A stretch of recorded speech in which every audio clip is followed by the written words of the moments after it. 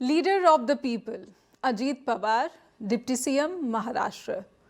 उनके जाने के बाद से चारों तरफ शोक का माहौल है और महाराष्ट्र की सियासत में जो वैक्यूम अब इससे सामने आया है, कहा जा रहा है कि इसकी भरपाई नहीं हो सकेगी। महाराष्ट्र की मराठा पॉलिटिक्स को एक बहुत बड़ा झटका लगा है अजीत दादा के असमय चले जाने से, दुनिया को अलविदा कह देने से।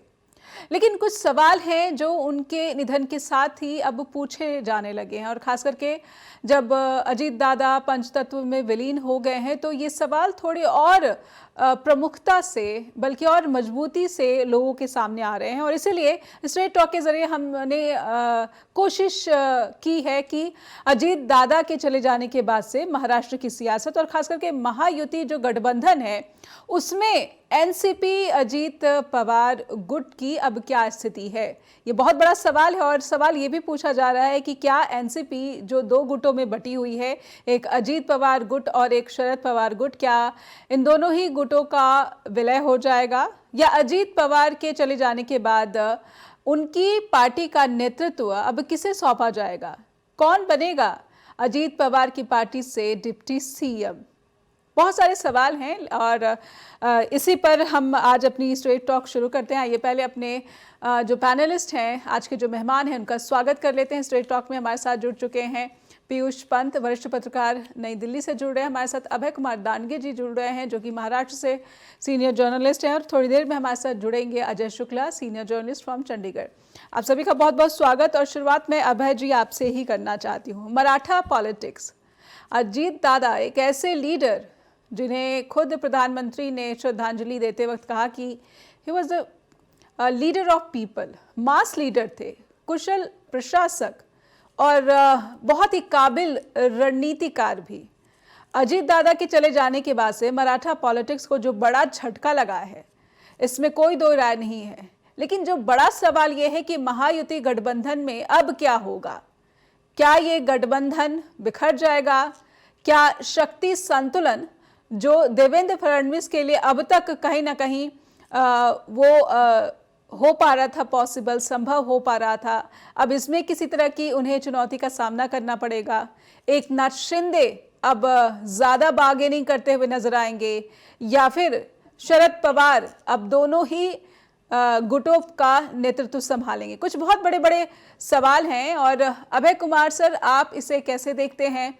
अजीत दादा जो असमय चले गए हैं, उसके बाद आप क्या स्थिति देख रहे हैं महाराष्ट्र की सियासत की?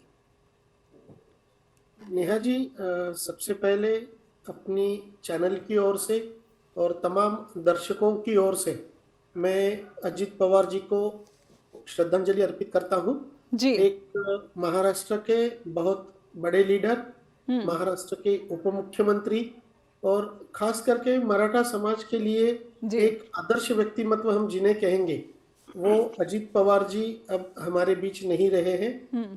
तो इस वक्त ऐसे कठिन वक्त पे उनके परिवार को भगवान अच्छी ताकत दे, ऐसी मैं प्रार्थना करता हूँ। और अभी जो महाराष्ट्र का जो राजकारण है, वो महाराष्ट्र का राजकारण एक अलग तरीके से बढ़ता हुआ दिख रहा है। देखिए, अभी शरद पवार जी की जो उम्र है, वो उम्र देखी जाए तो वो उस हिसाब से अभी महाराष्ट्र में प्रचार करने के जैसे स्थिति में नहीं है। कल जब वो बारामती आए तो अजीत पवार जी के निधन की उनकी वार्ता सुनकर वो बहुत ज्यादा भावुक हो गए थे। और अभी जो इन फ्यूचर महाराष्ट्र में जिला परिषद के जो इलेक्शन होने वाले हैं, जेडपी और पंचायत समिति के इलेक्शन, अभी पहले दौर के इलेक्शन अभी कुछ दिन में होने वाले हैं। तो ये प्रचार के लिए ही अजीत पवार जब बारामती गए थे, उनकी कल 4 प्रचार सभा होने वाली थी जिला परिषद के लिए, उस वक्त ही हादसा हो गया है जी। और इस वक्त अजीत पवार जी का जो गुट है, उस गुट को अच्छे खासे कैंडिडेट, विनिंग कैंडिडेट के इसके अंदर दिख रहे थे।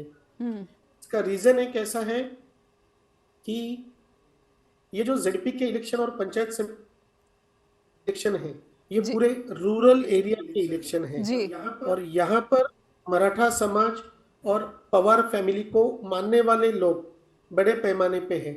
इसलिए जेडपी और पंचायत समिति के इलेक्शन में मुझे लगता है बीजेपी के इक्वल जो कैंडिडेट चुनकर आने वाले थे वो सभी राष्ट्रवादी के ही रहने वाले थे।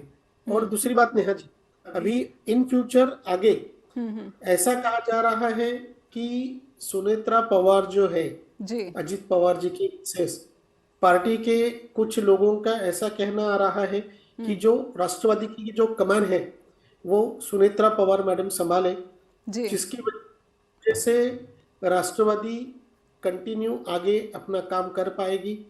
और कुछ लोगों का ऐसा भी बोलना आ रहा है कि जो महापालिका के इलेक्शन अभी हुए महाराष्ट्र में, उस वक्त की जो पॉलिटिक्स देखी गई थी उसकी बाद शरद पवार जी और अजित पवार इनके दोनों के मीटिंग भी हो चुके थे और वो दोनों का ऐसा कहना आया था कि दोनों भी जो गुट है वो अभी एक हो जाए और एक होकर आगे महाराष्ट्र का चुनाव लड़ेंगे, ऐसे की बात हुई थी। ऐसा दावा आज भी शरद पवार गठ के जो प्रदेश लेकिन उन कोशिशों को क्या झटका लगा? इस बीच हमारे साथ अजय शुक्ला भी जुड़ चुके हैं, सीनियर जर्नलिस्ट फ्रॉम चंडीगढ़। बहुत बहुत स्वागत करती हूं मैं सर आपका। हमारे साथ पीयूष पंत वरिष्ठ पत्रकार नई दिल्ली से जुड़े हुए हैं, अभय कुमार दानगे महाराष्ट्र से वरिष्ठ पत्रकार जुड़े हुए हैं। पीयूष सर, आपसे समझना चाहूंगी मैं, अभय जी ने जो बात कही कि जिला परिषद के चुनाव थे और इनमें पवार परिवार जो है मिलकर लोगों से वोट की अपील कर रहा था और इस तरह की संभावनाएं बनना शुरू हो गई थी कि शायद आने वाले समय में दोनों गुट का जो है विलय हो जाता और एनसीपी फिर से जो है एक मजबूत पार्टी बन जाती। लेकिन इन तमाम संभावनाओं को जो झटका लगा है अजीत दादा के चले जाने से, क्या ये जो झटका है ये महायुति के लिए झटका साबित होगा? और अगर महायुति के लिए झटका साबित हो रहा है तो फिर क्या सीएम देवेंद्र फडणवीस की चुनौतियां बढ़ेंगी या क्या आप देख पा रहे हैं? देखिए नेहा जी, महायुति के लिए तो झटका उतना नहीं है जितना कि एनसीपी के लिए है जी। और एनसीपी के लिए क्योंकि अजीत पवार जो थे वो एक बहुत ही सशक्त नेता थे, जमीनी नेता थे और महाराष्ट्र में शरद पवार के बाद जो है उनका जिनका कद था वो अजित पवार ही थे। और उनका अच्छा खासा ग्रामीण महाराष्ट्र हो पूरा जो है कि आपका क्या नाम मराठा जो क्षेत्र है उसमें पवार परिवार का एक छत्र राज रहा है एक तरीके से। लेकिन अब शरद पवार का करिश्मा जो है वो धीरे धीरे खत्म हो रहा था और इसीलिए अजीत पवार ने भी उनसे कहा था कि आप जो है कि अब अध्यक्ष के पद से हट जाइए और किसी मतलब अब युवा को उसका नेतृत्व, उनका इशारा अब खुद तो कह नहीं पाए लेकिन यही था कि अजीत पवार को ये जिम्मेदारी दीजिए। और मुझे लगता है शायद ऐसा किया होता शरद पवार ने तो एनसीपी पूरी तरीके से जो है आज कहीं बेहतर स्थिति में होती। लेकिन वही जो है कि उनका पुत्री मोह ज्यादा रहा शरद पवार का, इसलिए वो अपने भतीजे को वो उस तरह से नहीं आगे ला पाए। हालांकि पूरी ग्रूमिंग जो है अजीत पवार की वो शरद पवार के ही अंडर में हुई है पूरी तरीके से और बहुत कुछ उन्होंने उनसे सीखा, इसीलिए वो महाराष्ट्र की राजनीति में चमके जी। अब महायुति का जहां तक है, देखिए एक बैलेंसिंग एक्ट था एनसीपी का और सबसे बड़ी बात ये थी कि अजीत पवार जो है कि वो सेकुलर पॉलिटिक्स कर रहे थे जी। मतलब आप एक कम्युनल अलायंस कह लीजिए जिसको महायुति का या भाजपा जहां एक डोमिनेंट पार्टनर थी उसके साथ होते हुए भी वो उनकी प्रैक्टिकल पॉलिटिक्स थी और लेकिन वो अपनी सेकुलर जो एक उनकी एक पॉलिटिक्स है उसको उन्होंने छोड़ा नहीं, उसके बावजूद नहीं छोड़ा और लगातार वो है जब भी ऐसे मौके आए, जब भी अल्पसंख्यक लोगों के खिलाफ इस तरह के हमले हुए तो उन्होंने उसका विरोध किया और अपनी बात रखी, तो वो एक प्लस पॉइंट था उनका जी। तो साथ से महायुति के लिए एक बेहतर स्थिति बन जाएगी क्योंकि अब इस तरह के व्यक्ति जो विरोध उनके अंदर से ही करते रहे हो और अभी जो चुनाव हुए थे लोकल बॉडीज के उसमें तो सीधे सीधे महायुति से अलग होकर ही अजीत पवार ने जो है चुनाव लड़े थे एनसीपी ने जी जी। तो वो रास्ते बन रहे थे, इसलिए मुझे लगता है कि महायुति के लिए एक रास्ता खुला है क्योंकि अब कैसे वो एनसीपी को अपने पक्ष में ज्यादा करने की उसकी संभावना बढ़ रही है क्योंकि अजीत पवार अब नहीं है और कोई इतना सशक्त उनके परिवार में कोई है नहीं, चाहे उनकी पत्नी हो, वो चुनाव हार चुकी लोकसभा का, राज्यसभा में गए, उनको भेजा गया, या उनके पुत्र हो, उनकी कोई किसी की पकड़ इतनी नहीं है, और पार्टी में भी इतना बड़ा उनका स्टेचर नहीं है कि लीड कर सके उसको। इसलिए मुझे लगता है कि तत्काल जो इशू होगा वो एनसीपी को लीड कौन करेगा। बिल्कुल। और डिप्टी सीएम की पोस्ट है, तो महायुति के लिए मुझे लगता है कि ये एक तरीके से कह लीजिए आप अपॉर्चुनिटी इन डिस्गाइज है कि वो कोशिश करेगी कि एनसीपी को तोड़ के वो में शामिल करे, और उस फैक्शन को, अब फैक्शन में उस तरह का विरोध या एक बैलेंसिंग एक्ट जो होता है सरकार की पॉलिसीज में, अब अजीत पवार नहीं रहे तो वो उनके लिए थोड़ा और आसान होगा अपने पक्ष में लाना। जी बिल्कुल बिल्कुल। एक ब्रेक लेते हैं और हमारे साथ अजय शुक्ला भी जुड़े हुए हैं, उनसे भी समझने की कोशिश करेंगे कि अजीत दादा का असामयिक निधन आखिर महाराष्ट्र की सियासत को बड़ा झटका तो है ही, लेकिन मराठा पॉलिटिक्स को भी बहुत बड़ा झटका है, और महाराष्ट्र की जो सेकुलर पॉलिटिक्स है उसमें भी बहुत बड़ा शून्य अपने पीछे छोड़कर गए हैं। एक ब्रेक के बाद लौटते हैं। फिर से सभी दर्शकों का बहुत बहुत स्वागत करती हूँ। आप देख रहे हैं स्ट्रेट टॉक और सीधे चलेंगे। अजय शुक्ला हमारे साथ जुड़े हुए हैं। अजय सर, महाराष्ट्र की सियासत में अनिश्चितताओं का जिस तरीके से अंबार लगा हुआ है, बार बार ये अनिश्चितताएं सामने आ जाती हैं। जब ऐसा लगने लगा था कि महायुति अब मजबूत हो रही है, तो अब एनसीपी के एक कुशल प्रशासक, रणनीतिकार अजीत दादा का असामयिक निधन, ये अपने आप में उस पार्टी के लिए बहुत बड़ी जो है चुनौती पीछे छोड़ गया है, जिस पार्टी को एक असंतोष से खड़ा किया गया था।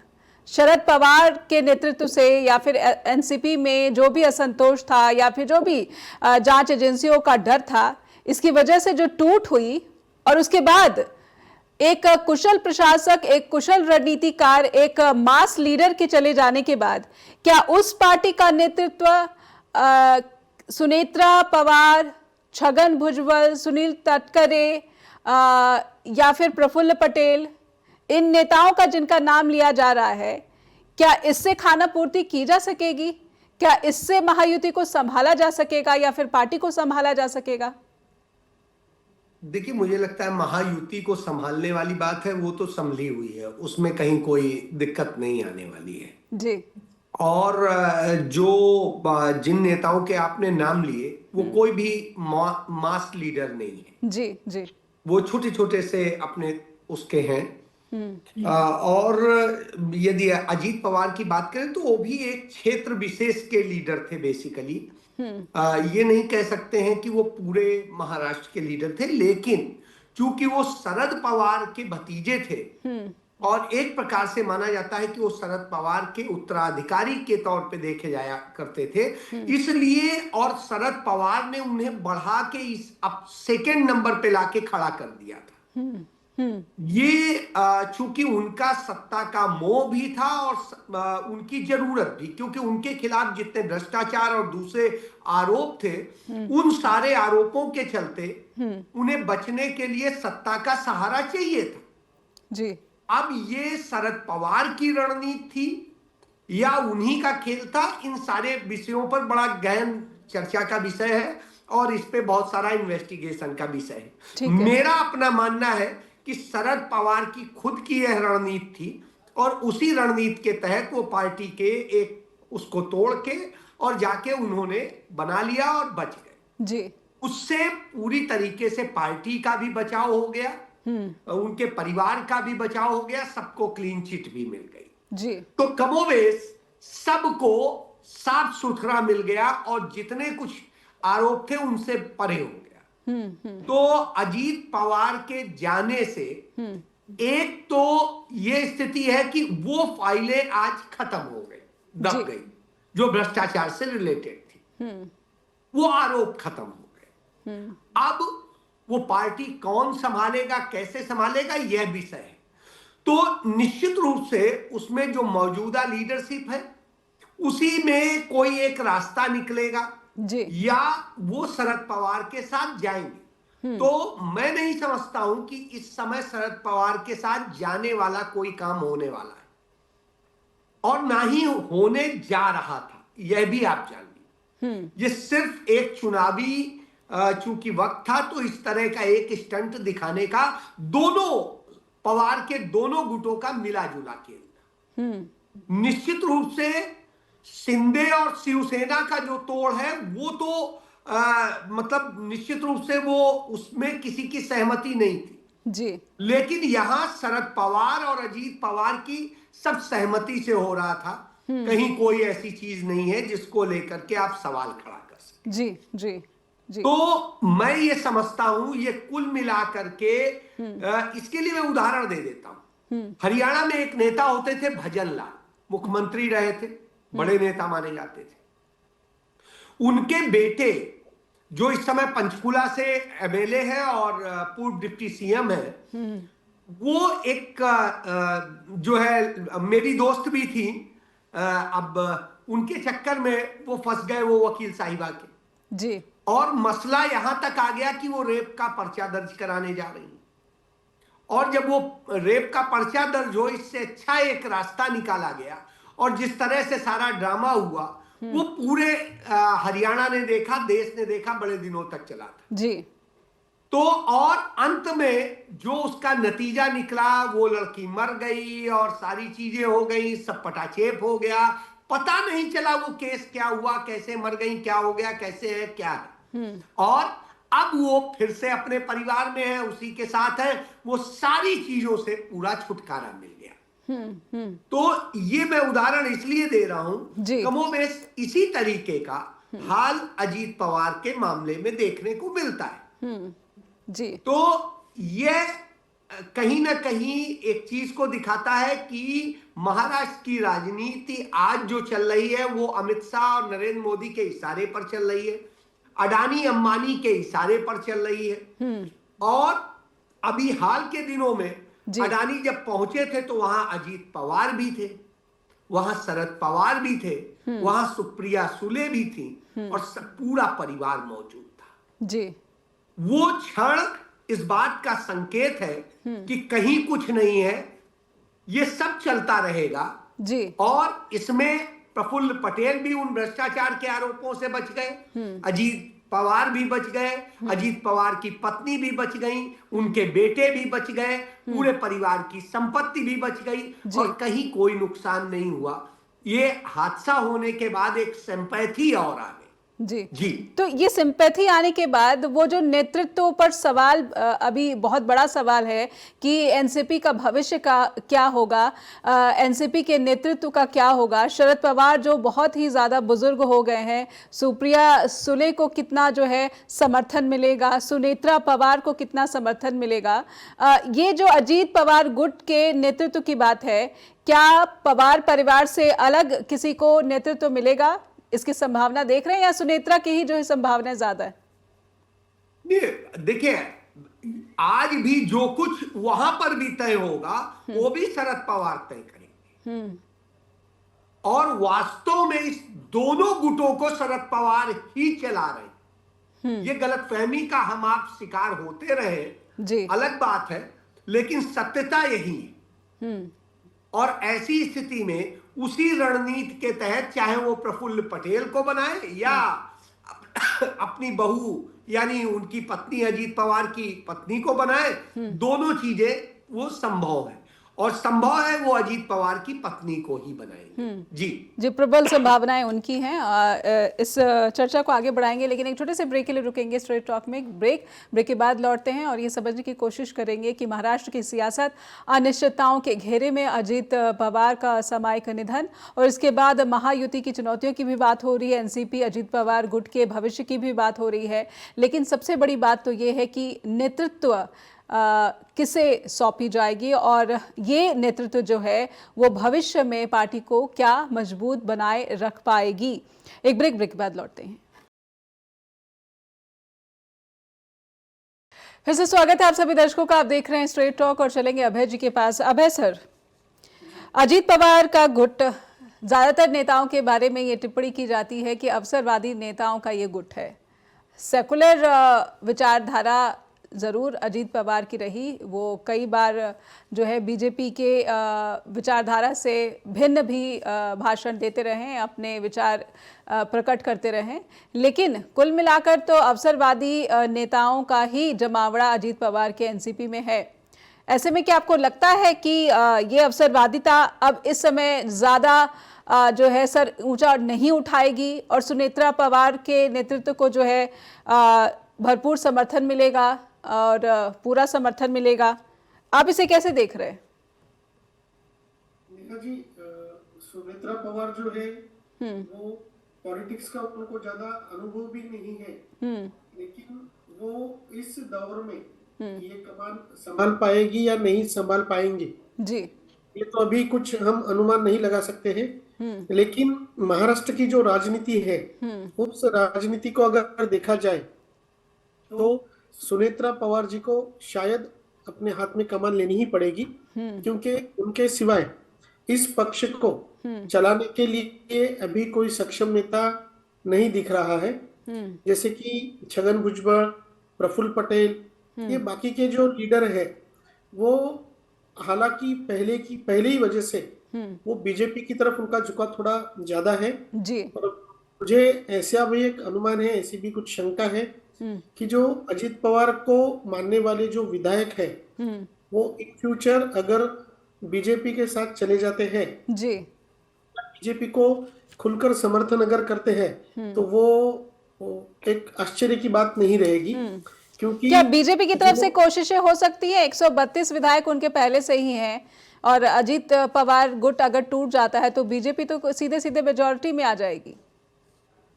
नेहा जी, देखिए जो अजीत पवार गुट के एक अभी मिनिस्टर जो पहले रह चुके हैं धनंजय मुंडे, उनको किसी कारणवश मिनिस्ट्री में से उनको निकालना पड़ा जी, लेकिन बाद में जो है वो उतने ही बीजेपी के करीब गए जितने वो अजीत पवार जी के करीब थे। अभी अजीत पवार जी तो नहीं रहे। ऐसी हालत में बीजेपी जो है ऐसे लोगों को, ऐसे विधायकों को नजदीक कर सकती है जो बीजेपी के पास आना चाहते हो, या फिर कुछ ऐसी राजनीति भी महाराष्ट्र में आपको आने वाले कुछ दिनों में दिखेगी जिसकी वजह से बीजेपी के पक्ष में एनसीपी के कुछ आमदार, कुछ जो विधायक है वो साथ में नजर आएंगे। नेहा जी जी बिल्कुल बिल्कुल। मैं यही सवाल पीयूष सर से लेना चाहती हूँ। पीयूष सर, 41 विधायक अजीत पवार एनसीपी के, और इन विधायकों को जो है उच्च नेतृत्व देना और कुशल नेतृत्व देना, उनको संतुष्ट बनाए रखना, ये बहुत बड़ी जवाबदेही भी और जिम्मेदारी भी। पीयूष सर, कैसे देख रहे हैं आप? ऐसे में तो अनिश्चितताएं बढ़ती हैं एनसीपी के लिए भी, और कहीं ना कहीं बीजेपी या फिर शिंदे शिवसेना दोनों के लिए ये आपदा में अवसर की तरह भी है। निश्चित रूप से नेहा जी, मैंने पहले भी आपसे कहा कि महायुति के लिए एक मौका होगा कि अब क्योंकि अजीत पवार है नहीं, उनकी एक बैलेंसिंग एक्ट वाली पॉलिटिक्स थी जी, जो महायुति में वो कहीं न कहीं एक दूसरे पक्ष को भी बैलेंस करके रखते थे, और उसी के आधार पे वो लगातार ये खतरा बना रहता था कि वो कभी चले जाएंगे या अपना अलग स्टैंड ले लेंगे।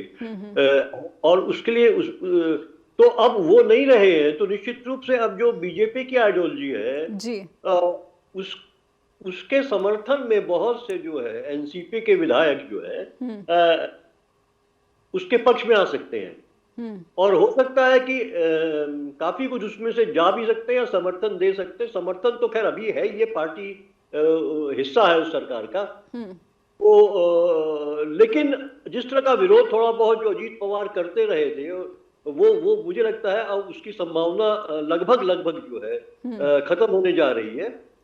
अनलेस की किस तरह से जो है कि जो वहाँ के उनके अध्यक्ष सुनील तवागड़े, वो एक थोड़ा बहुत जरूर जो है अजीत पवार के बाद जो है वो एक ऐसे नेता है जिनका जो है कि जमीनी कार्यकर्ताओं के साथ वो एक उनका संपर्क रहा है, और वो एक मजबूत, इसीलिए संगठन का काम भी उनको सौंपा गया, और तो वो एक मजबूत नेता के रूप में देखे जा सकते हैं। अब देखते हैं कि शरद पवार, क्योंकि शरद पवार जो है वो मराठा पॉलिटिक्स को बहुत अच्छी तरह से जानते हैं, उनको पितामह कहा जाता है, और उनकी स्ट्रेटजी भी काफी कारगर होती रही है पहले। अब वो मुझे लगता है एक ड्राइवर सीट में उनको सोचना होगा किस तरह से पूरे इस एनसीपी को, क्योंकि अब ये शरद पवार गुट या अजीत गुट वाली बात खत्म हो जाएगी, क्योंकि अजीत नहीं रहे अब जी। तो अब पवार को देखना हो कम से कम एनसीपी बची रहे, एनसीपी जो है उसका विलय ना हो जाए या बहुत टूटन ना हो के जो बीजेपी में सीधे न चली जाए, उसका एक वजूद बचा रहे, क्योंकि जो उनका सिंबल है। तो क्या ये आप उम्मीद कर रहे हैं कि शरद पवार की एनसीपी भी सरकार का हिस्सा बन जाएगी, महायुति का हिस्सा बन जाएगी? संभावना हो सकती है। देखिए, क्योंकि अब शरद पवार की एनसीपी का बहुत बड़ा वजूद रहा नहीं, आपने अभी लोकल चुनाव में देख लिया क्या हाथ उनका। पुणे में आप देखिए 3 सीटें वो लेके आए, पिंपरी चिंचवाद में वो खत सफाया उनका हो गया जी। और असेंबली में भी बहुत ज्यादा उतना नहीं। तो वो अजीत पवार का फ्रैक्शन लगातार मजबूत होते हुए जा रहा था, मुझे लगता है। और सुप्रिया है, वो भी लगातार जो है वो कहीं ना कहीं जो है हम देख रहे थे कि वो महायुति के बैठकों में या उनके नेताओं के साथ एक उनका इंटरेक्शन हो रहा था, और एक करीबी कहीं ना कहीं दिख रही थी। एक संभावना तो एक टाइम में ये भी दिखी थी कि शायद वो पार्टी है, वो जो है कि पूरा अलायंस जो है कि तो क्या ऐसे में आप सुप्रिया सुले को डिप्टी सीएम की पोजीशन पर देख पा रहे हैं भविष्य में? ये सिर्फ कयासों का बाजार है, और कौन सा कयास सबसे प्रबल है, इसी की बातें जी। देखिए, डिप्टी सीएम शरद पवार चाहेंगे, लेकिन ऐसा संभावना नहीं, क्योंकि प्रफुल्ल पटेल ज्यादा महारथी है इन सब मामलों में, और वो अभी हैं एनसीपी पे। हालांकि वो शरद पवार के एक टाइम में बहुत करीबी हुआ करते थे जी। हो सकता है वो शरद पवार के चरण छू ले और उनसे कहें कि साहब मुझे प्रमोट करा जाए।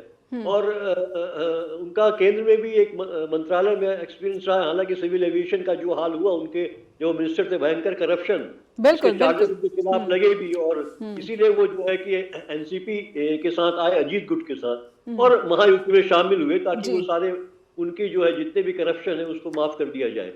लेकिन वो उनकी दोनों तरफ से काफी क्लोज, वो जाने जाते हैं इसके लिए। तो हो सकता है कि वो एक कोशिश करें और शरद पवार से कहीं ना कहीं आशीर्वाद लेने की कोशिश करें। अब ये शरद पवार को भी एनसीपी, क्योंकि देखिए ओरिजिनल जो सिंबल है घड़ी का, वो अजीत गुट के पास ही है जी जी। तो शरद पवार भी ये कोशिश करेंगे, क्योंकि उनका गुट अब वो भी, उनकी उम्र हो गई है। बाकी सुप्रिया सुले जो है, अभी हमने देखा क्योंकि शरद पवार इस बार नहीं थे पब्लिक मीटिंग्स में, वो नहीं आए, पहरा नहीं थे इस बार चुनाव जो प्रचार हुआ था लोकल बॉडीज का, उसमें हालत इसीलिए खराब हो गई। सुप्रिया सुले उस तरीके से वोट नहीं कैच कर पाई जिस तरह से शरद पवार किया करते थे। तो मुझे लगता है सबसे बड़ी क्राइसिस जो होगी इसमें शरद पवार ही कोई मूव लेंगे जिससे कि एनसीपी का वजूद बचा रहे और आगे की राजनीति के लिए भी, महाराष्ट्र की राजनीति के लिए भी प्रभावी रहे, और महायुति बीजेपी में कहीं कहीं जो है उसका जो है कि बीजेपी मजबूत ना बनने पाए, टूटन होके बीजेपी पे न चला जाए, ये कोशिश करेंगे शरद पवार। तो सबसे बड़ा चुनौती यही है अभी फिलहाल। बिल्कुल बिल्कुल। एक ब्रेक लेते हैं, एक छोटा सा ब्रेक लेंगे और ब्रेक के बाद लौटेंगे। हमारे साथ अजय शुक्ला लगातार जुड़े हुए हैं, समझने की कोशिश को आगे बढ़ाएंगे कि क्या बीजेपी मजबूत ना हो पाए महाराष्ट्र में। इस कोशिश में शरद पवार की एनसीपी भी महायुति के साथ हो लेगी, क्योंकि इस वक्त एनसीपी के जो मजबूत या फिर कमज़ोर जो परिस्थितियां हैं, इसे लेकर कहीं ना कहीं ये जो कोशिशें हैं उसको हकीकत का अमली जामा पहनाना बहुत ज़रूरी हो चला। एक ब्रेक के बाद लौटते हैं। फिर से आप सभी दर्शकों का स्वागत करते हैं और सीधे चलेंगे अजय शुक्ला जी के पास। अजय सर, महाराष्ट्र के वित्त मंत्री भी अजीत दादा ही थे और महायुति में डिप्टी सीएम भी। अब ये दोनों ही जो पद हैं, इस पर एनसीपी का ही कोई लीडर विराजमान होगा, इसकी पूरी कोशिश की जाएगी। अब थोड़ा महायुति सरकार को लेकर आप क्या संभावनाएं देखते हैं? कौन सा नेता किस पद पर आसीन होगा या फिर कोशिशें होंगी, इसे आप कैसे देख पा रहे हैं? देखिए, मुझे लगता है कि मैं इस बात पे हम बहुत वो कहें कि यही पद मिलेगा या नहीं मिलेगा, इस तरह की बात कहना आज उचित नहीं होगा। क्योंकि जब अजीत पवार थे तो उस समय की सिचुएशन अलग थी, आज अजीत पवार नहीं है तो सिचुएशन अलग है जी। लेकिन चूंकि वो सहयोगी दल है और मुझे नहीं लगता महायुति उसके साथ में ऐसा चाहेगी कि कोई ये संदेश जाए, क्योंकि इस समय भावनात्मक जुड़ाव है लोगों का, उनकी मौत हुई है जी। और ऐसी स्थिति में यदि उनसे कुछ छीना जाएगा या रिसफल किया जाएगा तो अलग ढंग का लगेगा। हाँ, ये हो सकता है कि उन पदों में कहीं ये हो जाए कि हाँ ठीक है, वो वित्त मंत्रालय उतना बेहतर नहीं, आने वाला जो मिनिस्टर है संभाल सकता है, तो वित्त मंत्री किसी और को बना दिया जाए, बाकी और कुछ करके इधर उधर एडजस्ट कर लिया जाए, एक मंत्री ज्यादा दे दिया जाए, एक मंत्री कम कर दिया जाए, इस टाइप की चीजें हैं। या हो सकता है, देखिए भाजपा में बहुत सारी चीजें संभव होती हैं जी। उनकी पत्नी को या उनको जिस तरह से उनके परिवार से करके एक सिंपैथी का कार्ड खेला जाए और उसको करके संदेश दिया जाए, क्योंकि मराठवाड़ा में भी तो एक संदेश देना है। जी जी। तो इसलिए अजीत पवार को इग्नोर किया जाएगा यह मैं नहीं समझता हूं। हाँ, निश्चित रूप से अब जो है भाजपा जिस तरह से करती है, उसकी जो स्ट्रेटजी रही है कि वो खोखला कर देती है पार्टियों को जो उसके साथ आती है। इसके उदाहरण हमने पंजाब में भी देखे अकाली दल के साथ, इसके उदाहरण हमने तमिलनाडु में भी देखे AIADMK के साथ जी, और इसके उदाहरण हमने चाहे नॉर्थ ईस्ट में हो, चाहे उत्तर प्रदेश में हो, चाहे मध्य प्रदेश में हो, चाहे गुजरात में हो, चाहे बिहार में जगह राजस्थान में देखे हैं। जो जो इनके साथ रहे उन्हें खोखला कर देते हैं और उसके बाद इतना कमजोर कर देते हैं, या तो आप हमारे साथ रहो और या फिर आप खत्म हो जाओ, आपका अस्तित्व ही खत्म हो जाए। जी जी। तो उस रणनीति के तहत ये काम करते हैं। तो कमोबेश अब ये उनके लिए अवसर है और महायुति के लिए बचाने का अवसर है। तो जैसा मुझे लगता है कि अभी बता रहे थे अभय जी कि अब जो है शरद पवार उसको कंट्रोल करने की दिशा में, क्योंकि मूल सिंबल जो है वो अजीत के पास जी, और जब अजीत नहीं रहे तो ऐसी स्थिति में वो सिंबल कहीं गलत हाथों में ना पड़ जाए और उसका इस्तेमाल हो जाए, तो उसे बचाते हुए किस तरह से अपने लोगों के हाथ में रखा जाए, तो उसकी रणनीति वही बैठ के तय करे। तो क्या इस रणनीति में SP NCP भी सरकार के साथ हो लेगी? मैं देखिए उसकी बात नहीं कहता हूं। यहां पर आप एक फैक्टर भूल जाते हैं, वो अडानी का फैक्टर। भारत की सरकार हो या कहीं की भी सरकार जी, अडानी बहुत बड़ा फैक्टर है। शरद पवार के खिलाफ भी बहुत सारे भ्रष्टाचार के आरोप थे। आज तक क्या उस पर कुछ हुआ है? क्यों नहीं होता है? क्यों अडानी को उनके यहां बड़े भाई की तरीके से ट्रीट किया जाता है? अजीत पवार भी होते हैं और सुप्रिया सुले भी होती हैं और कहती हैं कि जो है अडानी उनको डांट भी सकते हैं और डांट भी देते हैं, तमाम तरह की बातें वो खुद मंच से कहती। तो अब उनके पास में ट्रम्प कार्ड है, वो जानते हैं उसे कैसे करना है। तो वो परिवार उस रणनीति का माहिर है। और यदि महाराष्ट्र की राजनीति की बात करें तो शरद पवार महाराष्ट्र की राजनीति के चाणक्य माने जाते हैं। अभी वो जीवित है, भले उनकी उम्र हो गई है, बावजूद इसके वो अपनी उंगलियों पे नचाते हैं चीजें। बिल्कुल बिल्कुल। और अभी उनका मुझे स्टेटमेंट याद आ रहा है जब वो कहते हैं कि अजीत पवार नहीं रहे, उनकी मौत का, सामयिक मौत का राजनीतिकरण ना किया जाए। तो इसका मतलब है कि कहीं ना कहीं वो इस बेहद ही संवेदनशील वक्त में पूरे ही संयम और संतुलन के साथ इस पूरे स्थिति को समझ रहे हैं, संभाल रहे हैं। अब सर आपसे समझना चाहूँगी कि ऐसे में पार्टी, परिवार और कुर्सी, इन सबके बीच तारतम्य बना रहे और सबका हित हो जाए। जैसे अजय सर कहते हैं कि ये राजनीति है और राजनीतिक हित साधने के लिए कुछ भी संभव असंभव नहीं होता। तो सबसे ज्यादा संभव इस वक्त आपको शरद पवार के लिए क्या कदम लग रहा है? नेहा जी, जैसे बीच में चल रहा था कि शरद पवार जो है वो सुप्रिया सुले के लिए केंद्र में मिनिस्ट्री ले सकते हैं जी। तो मुझे ऐसा लगता है कि महाराष्ट्र की राजनीति में वो वापस आने की बजाय वो केंद्र में, सेंट्रल में मिनिस्ट्री लेंगे और यहाँ का जो डिप्टी CM की जो कुर्सी है वो किसी के भी हाथ में देकर दोनों जगह पे वो अपनी सत्ता कायम रखना चाहेंगे। इन फ्यूचर जो है, पर बीजेपी क्यों मानेंगी इसके लिए? बीजेपी क्यों तैयार होगी? देखिए, अभी जैसा अजय सर ने जैसे कहा है कि ये जो माहौल है, इस माहौल को मद्देनजर रखते हुए बीजेपी को जनता के साथ, जनता के मन के अगेंस्ट नहीं जा सकेगी। इस वक्त वो इनकैश कर लेगी जो भी पोजीशन है जी। उसके बाद में उनको अगले चुनाव में जो कुछ भी करना है शायद वो वैसा कर सकते हैं, लेकिन मुझे नहीं लगता कि वो शरद पवार को नाराज करेंगे या फिर शरद पवार को छोड़कर महाराष्ट्र की या दिल्ली की कोई राजनीति आगे बढ़ाएंगे। थोड़ा सा आपने शिंदे शिवसेना की बात नहीं की। शिंदे बार बार जो है अपने तेवर दिखाते रहे हैं, उनकी तरफ से बिल्कुल क्या इस परिस्थिति में खामोशी रहेगी या फिर उनकी तरफ से भी किसी तरह का प्रेशर, बार्गेनिंग, कुछ इस तरह से चुनौतियां सामने आ सकती हैं?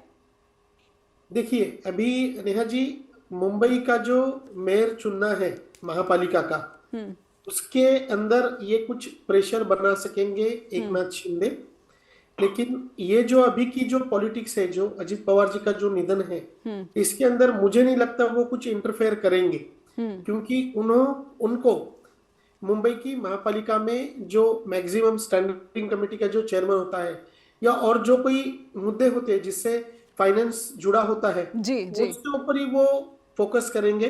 ठीक है। और रहा अजित पवार जी का मुद्दा, मुझे नहीं लगता एकनाथ शिंदे जो है वो इस मैटर में कुछ ज्यादा हस्तक्षेप करेंगे। नेहा जी, बिल्कुल बिल्कुल। जाते जाते पीयूष सर, आपसे एक टिप्पणी लेना चाहती हूँ कि महाराष्ट्र की पॉलिटिक्स में मराठावाड़ा की जो पॉलिटिक्स है बहुत ही महत्वपूर्ण भूमिका निभाती है, और ऐसे में ये जो एक शून्य बना हुआ है, इसका फायदा तो बीजेपी जरूर उठाना चाहेगी जी। और निश्चित रूप से देखिए, बल्कि ये जो दो गुट हो गए थे उसका फायदा भी उठाया बीजेपी ने, और इस बार जो लोकल चुनाव हुए उसमें आप देखिए पुणे में या पिंपरी चिंचवड एरिया, ये पूरा का पूरा जो है कि एनसीपी का एक उनका इलाका हुआ करता था जी, वहां पे लोकल चुनाव में जो सफलता मिली है और जो बुरा हाल एनसीपी का, अजीत पवार को भी बहुत ज्यादा सफलता नहीं मिली वहां पे जितनी की उम्मीद थी, वो उनका अपना गढ़ रहा है जी। तो ऑलरेडी बीजेपी जो है उसमें घुसपैठ कर चुकी है, तो उसके लिए ये एक अच्छा मौका भी मुझे लगता है दिखाई दे रहा है अब कि आगे भी वो कमजोर बीजेपी कहाँ थी, वो मराठा जो इलाका है महाराष्ट्र का, मराठा जो कॉन्स्टिट्यूएंसी है पूरी वहां पे जो चूंकि शरद पवार परिवार का पूरा एक वर्चस्व था एक तरह का जी, उसको वो लोकल स्तर पे उन्होंने कमजोर कर ही दिया है। अब धीरे धीरे वो उसको अपने को विस्तार करेंगे वहां पे, और ये उनके लिए मुझे लगता है अजीत पवार के जाने का नुकसान जहां एनसीपी को होगा, बहुत बड़ा नुकसान होगा, वहीं जो है कि भाजपा के लिए कहिए ये एक बहुत फायदे का मौका रहेगा और उनको ज्यादा आसान होगा अपने को मराठवाड़ा में जो है विस्तारित करने के लिए। बिल्कुल बिल्कुल। इसी परिप्रेक्ष्य में अजय सर, आपकी क्या जो है आपका आकलन, आपका विश्लेषण कि मराठावाड़ा पॉलिटिक्स की जब आप बात करते हैं और इस बेहद संवेदनशील समय का अवसरवादी नेता किस तरीके से इस्तेमाल कर सकते हैं, कोई चूकना नहीं चाहेगा जी। नहीं, बिल्कुल, मैं पीयूष जी की बात से पूरी तरह सहमत हूं, और निश्चित रूप से कोई भी अपना मौका नहीं चूकना चाहेगा, चाहे इस तरफ हो चाहे उस तरफ, लेकिन जी, जिसके हाथ में पैसा भी है, ताकत भी है, सब कुछ है, वो तो भाजपा है। नरेंद्र मोदी, अमित शाह का पूरा वो है, कंट्रोल है, और ऐसी स्थिति में निश्चित रूप से वो ग्रैब करना चाहेंगे इस पूरी राजनीति को, और वो एक मौका उनके लिए, उनके हिसाब से ये सोने पे सुहागा है और वो इसको हासिल करना चाहिए। बिल्कुल, बहुत बहुत धन्यवाद अजय सर आपका भी, अभय सर आपका भी, और पीयूष सर आपका भी बहुत बहुत आभार, आपने समय दिया स्ट्रेट टॉक के प्लेटफॉर्म से जुड़े दर्शकों के सामने भी ये सवाल छोड़कर जाती हूँ कि महाराष्ट्र में पॉलिटिक्स की जो अनिश्चितताएं हैं और इस वक्त अजीत दादा के चले जाने से जो सवाल निकलकर सामने आ रहे हैं उस पर आपकी क्या राय है, आप क्या सोच रखते हैं, हम तक लिखकर ज़रूर पहुँचाएँ, फीडबैक के रूप में ईमेल भेजें info@ejsbroadcasting.com या फिर neha@ejsbroadcasting.com पर भी फीडबैक पहुँचा सकते हैं। अपना ख्याल रखिए, बहुत बहुत धन्यवाद।